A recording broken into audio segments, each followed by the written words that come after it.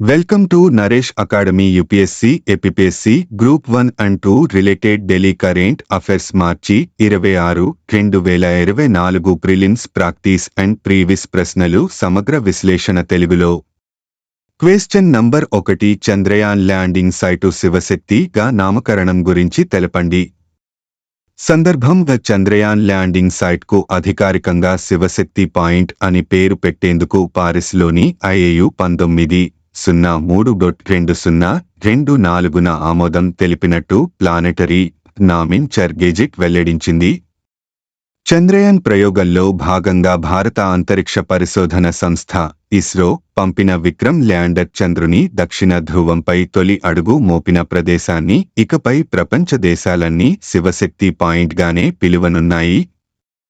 మార్చి 19న ప్రకటించబడిన ఈ నిర్ణయం ఆగస్టు 26, 2023న విజయవంతమైన మిషన్ తర్వాత పేరును ప్రధానమంత్రి నరేంద్ర మోదీ ప్రకటించడాన్ని అనుసరించింది. ఇంటర్నేషనల్ ఆస్ట్రోనామికల్ యూనియన్ IAU ఆమోదంతో ఈ పేరుకు ప్రధాని మోదీ ప్రకటించిన 7 నెలల తర్వాత ఆమోదం లభించింది. మిషన్ యొక్క ల్యాండర్ విక్రమ్ మరియు రోవర్ ప్రజ్ఞాన్ 23 ఆగస్టు 2023న చంద్రుని దక్షిణ ధ్రువం నుండి 600 కిలోమీటర్లు దూరంలో దిగాయి. క్వశ్చన్ నంబర్ 2 100 ఏళ్ల తర్వాత అరుదైన చంద్రగ్రహణం ఎప్పుడు ఏర్పడినది?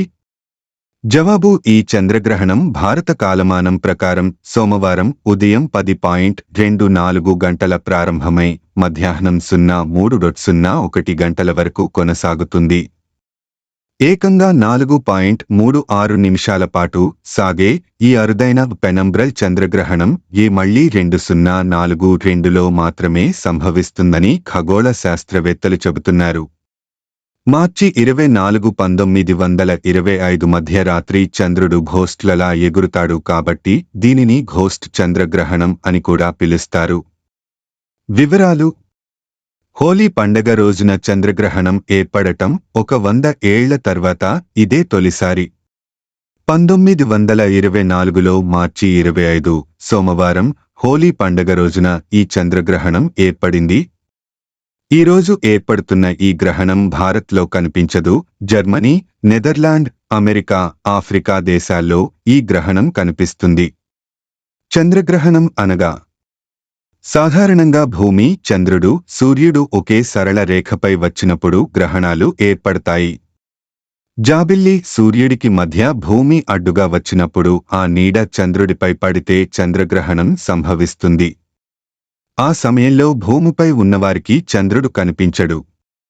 అంతేకాకుండా గ్రహణానికి ముందు చంద్రుడు ఎరుపు రంగులో ప్రకాశిస్తాడు.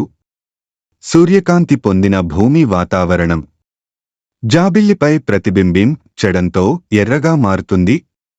చంద్రగ్రహణాలు సాధారణంగా 3 రకాలు. అవి సంపూర్ణ, పాక్షిక, పెనంబ్రల్ గ్రహణాలు. చంద్రుడు పెనంబ్రల్ గుండా ప్రయాణిస్తున్నప్పుడు బయట ప్రాంతంలో భూమి నీడ సన్నగా కనిపిస్తుంది. కాగా ఖగోళ పరిశోధకుల ప్రకారం యూరప్, ఆఫ్రికా, ఆస్ట్రేలియా, అమెరికాలోని కొన్ని ప్రాంతాలు గ్రహణం వీక్షించే అవకాశం ఉంది. పెనంబ్రల్ గ్రహణ పినంబ్రల్ ఏక్లిప్స్ సమయంలో చందమామ ఎరుపు రంగులో కాకుండా మరింత చీకటిలో ఉన్నట్లు కనిపిస్తాడు. ఎందుకంటే ఈ చంద్రగ్రహణంలో భూమి కోణం 5 డిగ్రీల ఎత్తులో ఉంటుంది. దీనివల్ల భూవాతావరణ ప్రభావం చంద్రుడిపై ఉండదు కాబట్టి గ్రహణం తేలికైన రంగులో కనిపిస్తుంది. పాక్షిక, సంపూర్ణ గ్రహణాల కంటే దీనిని గుర్తించడానికి నిశిత పరిశీలన అవసరం అవుతుంది. అందువల్ల ఈ చంద్రగ్రహణం తరచుగా ఏర్పడే అంబ్రల్ కాకుండా పెనంబ్రల్ చంద్రగ్రహణం అని పరిశోధకులు పేర్కొన్నారు. Question number 3 federation of Indian export organisations కి ఎవరు కొత్త అధ్యక్షుడుగా ఎన్నికయ్యారు? జవాబు అశ్వనీ కుమార్. వివరాలు: ఇంజనీరింగ్ రంగానికి చేసిన సేవలకు ప్రసిద్ధి చెందిన పంజాబ్లోని జలంధర్కి చెందిన విక్టర్ ఫోర్జింగ్స్ భాగస్వామి Ashwani Kumar federation of Indian export organisations FIU కొత్త అధ్యక్షుడిగా ఏకగ్రీవంగా ఎన్నికయ్యారు.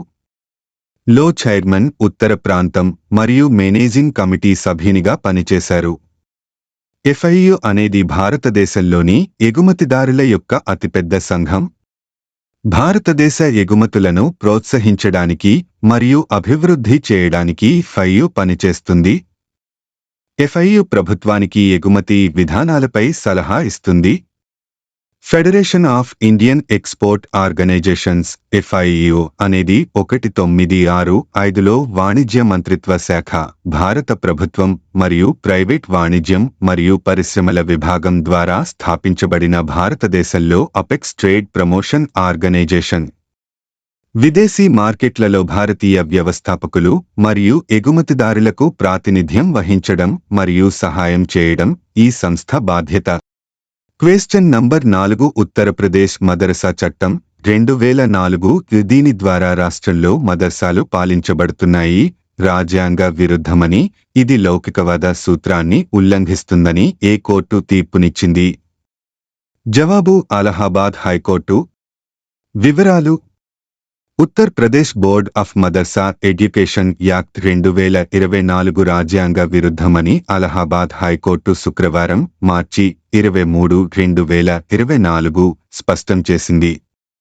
అంతేకాకుండా అది ప్రజాస్వామ్య ప్రాథమిక సూత్రాన్ని, లౌకికవాదం ఉల్లంఘిస్తోందని పేర్కొంది.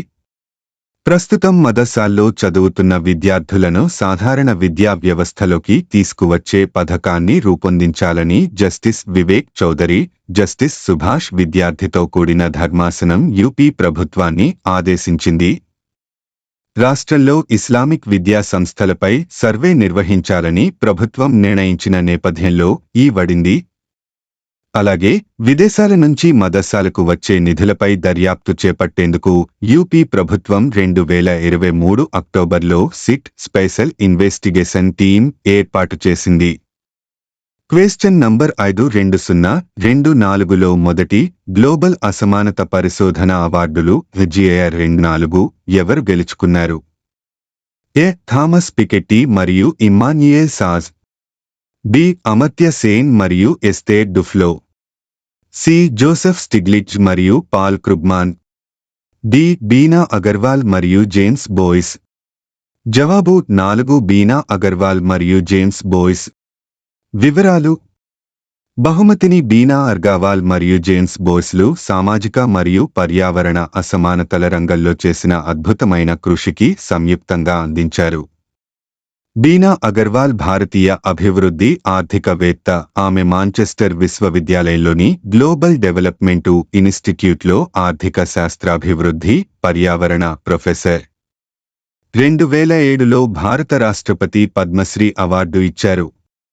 ప్రపంచ అసమానతలను అర్థం చేసుకోవడంలో ముఖ్యమైన సహకారాన్ని గుర్తించేందుకు ప్రపంచ అసమానత ల్యాబ్ WAL మరియు Sciences Po's centre for research on social inequalities CRIS global inequality research award గిరా యొక్క మొదటి ఎడిషన్ను ప్రారంభించాయి. క్వశ్చన్ నంబర్ 6 క్యాప్టివ్ ఏనుగు బదిలీ లేదా రవాణా నియమాలు 2024 గురించి తెలపండి. సందర్భం: పర్యావరణం, అటవీ మరియు వాతావరణ మార్పుల మంత్రిత్వ శాఖ MoEFCC క్యాప్టివ్ ఎలిఫెంట్ బదిలీ లేదా రవాణా రూల్స్ 2024ను నోటిఫై చేసింది. ఇది రాష్ట్రాల లోపల లేదా వాటి మధ్య ఏనుగులను బదిలీ చేయడానికి షరతులను సరళీకరిస్తుంది. క్యాప్టివ్ ఎలిఫెంట్ బదిలీ లేదా రవాణా నియమాలు 2024 ఏమిటి? బందీగా ఉన్న ఏనుగుల బదిలీకి సంబంధించిన పరిస్థితులు ఆ బదిలీ అయినప్పుడు సంభవించవచ్చు. యజమాని ఏనుగు సంక్షేమాన్ని తగినంతగా నిర్వహించలేడు. ఏనుగు ప్రస్తుత పరిస్థితితో పోలిస్తే కొత్త పరిస్థితులలో మెరుగైన సంరక్షణ పొందుతుందని నిశ్చయించినట్లయితే, chief wildlife warden case యొక్క నిర్దిష్ట పరిస్థితుల ఆధారంగా ఏనుగు యొక్క మెరుగైన సంరక్షణ కోసం ఇది అవసరమని భావించవచ్చు. ఆగస్టు 2022 వరకు వన్యప్రాణుల రక్షణ చట్టం 1972 వన్యప్రాణుల వ్యాపారాన్ని అడవి మరియు బందీ ఏనుగులతో సహా స్పష్టంగా నిషేధించింది.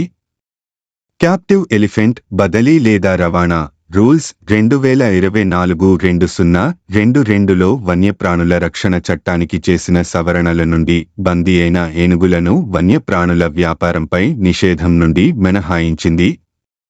పార్లమెంటరీ కమిటీ ఏనుగులకు ఈ మినహాయింపు నిబంధనను తొలగించాలని మరియు ఆలయ ట్రస్టుల యాజమాన్యంలోని ఏనుగులకు మాత్రమే మినహాయింపును అందించాలని సిఫార్సు చేసింది మరియు సంప్రదాయాలు మరియు పరిరక్షణ మధ్య జాగ్రత్తగా సమతుల్యం అవసరమని వాదించింది.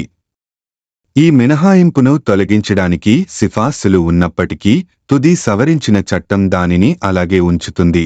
ఇప్పటికే యాజమాన్యం యొక్క సర్టిఫికేట్ ఉన్న ఏనుగులకు మాత్రమే బదిలీలను అనుమతిస్తుంది. క్వశ్చన్ నంబర్ 7 మార్చి 24 2024న ప్రపంచ క్షయ టీబీ దినోత్సవం యొక్క థీమ్ ఏమిటి? A together against TB, B yes we can end TB, C TB free world by 2030, D fight TB every breath counts. జవాబు బిఎస్ వి కాన్ ఏన్ టీబీ. వివరణ ప్రపంచ టీబీ దినోత్సవం 2024 థీమ్ అవును, మేముని అంతం చేయవచ్చు. డాక్టర్ రాబర్ట్ కోచ్ మార్చి 24, 1882న టీబీ కారక బ్యాక్టీరియాను కనుగొన్నారు. ఇంటర్నేషనల్ యూనియన్ ఎగైనెస్ట్ ట్యూబర్క్యులోసిస్ మార్చి 24ని ప్రపంచ టీబీ డేగా 1982లో ప్రతిపాదించింది.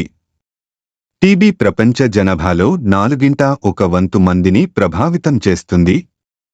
టీబీ దేశంలో ప్రతి సెకనుకు ఒక్కరికి సోకుతున్నదని, ప్రతిరోజు దేశవ్యాప్తంగా 1000 మంది క్షయ వ్యాధితో మరణిస్తున్నారని ప్రపంచ ఆరోగ్య సంస్థ ప్రకటించింది. క్షయవ్యాధి టీబీ గురించి. మైకోబాక్టీరియం ట్యూబర్క్యులోసిస్ అనే బ్యాక్టీరియా వల్ల క్షయ వస్తుంది. ఇది దాదాపు 200 మంది సభ్యులను కలిగి ఉన్న మైకోబాక్టీరియాసి కుటుంబానికి చెందినది. క్షయవ్యాధితో లూనిన్ఫెక్టెడ్ టీబీ కొన్ని మైకోబాక్టీరియా మానవులలో క్షయ మరియు కుష్టు వ్యాధికి కారణమవుతుంది. ఇది చాలా విస్తృత స్థాయిలో జంతువులకు సోకుతుంది. టీబీ సాధారణంగా మానవులలో ఊపిరితిత్తులను పల్మనరీ టీబీ ప్రభావితం చేస్తుంది, కానీ అది కూడా ప్రభావితం చేయవచ్చు ఇతర అవయవాలు, అదనపు పల్మనరీ టీబీ. క్షయవ్యాధి గాలి ద్వారా ఒకరి నుంచి మరొకరికి వ్యాపిస్తుంది. క్షయవ్యాధి నిర్మూలన స్థిరమైన అభివృద్ధి లక్ష్యాలలో ఒకటి అయినప్పటికీ టీబీ అంతం చేయాలని ప్రపంచం 2030 నాటికి సాధించాలని భారతదేశం 2025 లక్ష్యంగా పెట్టుకుంది. క్వశ్చన్ నంబర్ 8 అత్యుత్తమ గణిత శాస్త్రజ్ఞులకు ప్రదానం చేసే ఏబెల్ ప్రైజ్ 2024ను ఎవరు గెలుచుకున్నారు? జవాబు మిచెల్ పియరీ తలగ్రాండ్. వివరణ ఫ్రెంచ్ గణిత శాస్త్రజ్ఞుడు ఈ సంవత్సరం అబెల్ బహుమతిని అందుకున్నాడు. ఇది విశ్వంలో యాదృచ్ఛికతను అర్థం చేసుకోవడంలో పురోగతికి గణితానికి నోబెల్ సమానమైన బహుమతిని పొందాడు. సముద్రపు అలల ఎత్తులు, పిల్లల బరువులు, స్టాక్ యొక్క హెచ్చు తగ్గులు, మార్కెట్, గణిత భౌతిక శాస్త్రం మరియు గణాంకాలలో ఉపయోగాన్ని కనుగొన్న పని. Abel prize. ఏబెల్ ప్రైజ్ను నార్వే రాజు ఒకరు లేదా అంతకంటే ఎక్కువ మంది అత్యుత్తమ గణిత శాస్త్రజ్ఞులకు ప్రదానం చేస్తారు. దీనికి నార్వేజియన్ గణిత శాస్త్రజ్ఞుడు నీల్స్ హెన్రిక్ అబెల్ పేరు పెట్టారు మరియు నేరుగా నోబెల్ బహుమతుల తర్వాత రూపొందించబడింది. ఇది 7.5 మిలియన్ నార్వేజియన్ క్రోనర్ ద్రవ్య పురస్కారంతో వస్తుంది. Norwegian academy of science and letters 2024 సంవత్సరానికి అబెల్ ప్రైజ్ని ఫ్రాన్స్లోని పారిస్లోని French national centre for scientific research (CNRS)కి చెందిన మిచెల్ తలగ్రాండ్కు అందించాలని నిర్ణయించింది.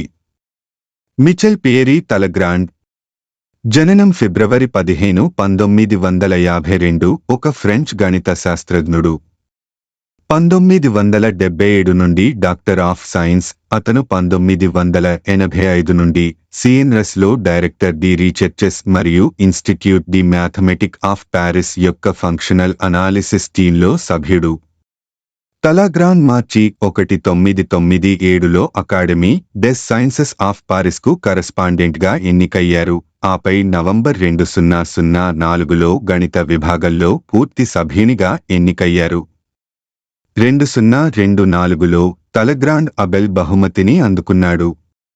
డాక్టర్ తలగ్రాండ్ 7.5 మిలియన్ నార్వేజియన్ క్రోనర్ లేదా దాదాపు 700,000 అందుకుంటారు.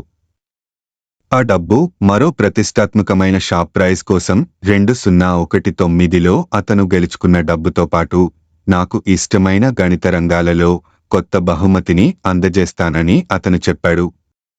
క్వెశ్చన్ నంబర్ 9 కింది ప్రకటనలను పరిగణించండి. 1. కార్బన్ ఫైబర్లను ఆటోమొబైల్స్ మరియు విమానాలలో ఉపయోగించే భాగాల తయారీలో ఉపయోగిస్తారు. 2. ఒకసారి ఉపయోగించిన కార్బన్ ఫైబర్లను రీసైకిల్ చేయడం సాధ్యం కాదు. పైన ఇచ్చిన స్టేట్మెంట్లలో ఏది సరైనవి? A. 1 మాత్రమే, B. 2 మాత్రమే, C. 1 మరియు 2, D. 1 లేదా 2 కాదు. జవాబు A. ప్రకటన 1 సరైనది. స్వచ్ఛమైన ఆర్థిక వ్యవస్థ కోసం కార్బన్ ఫైబర్ ఒక అద్భుత పదార్థంగా ఎక్కువగా జరుపుకుంటారు. అధిక బలం మరియు తక్కువ బరువుతో కూడిన దాని ప్రత్యేక కలయిక పవన శక్తి విప్లవాన్ని నడపడానికి మరియు విమానాలను మరింత ఇంధన సామర్థ్యాన్ని కలిగి ఉండటానికి సహాయపడింది. ఆటో తయారీదారులు కూడా తేలికైన మరియు మరింత సమర్థవంతమైన వాహనాలను తయారు చేయడానికి మెటీరియల్ యొక్క సామర్థ్యాన్ని మేల్కొంటున్నారు. స్టేట్మెంట్ 2 తప్పు. కార్బన్ ఫైబర్ను రీసైకిల్ చేయడం కష్టం అయినప్పటికీ రీసైకిల్ చేయవచ్చు.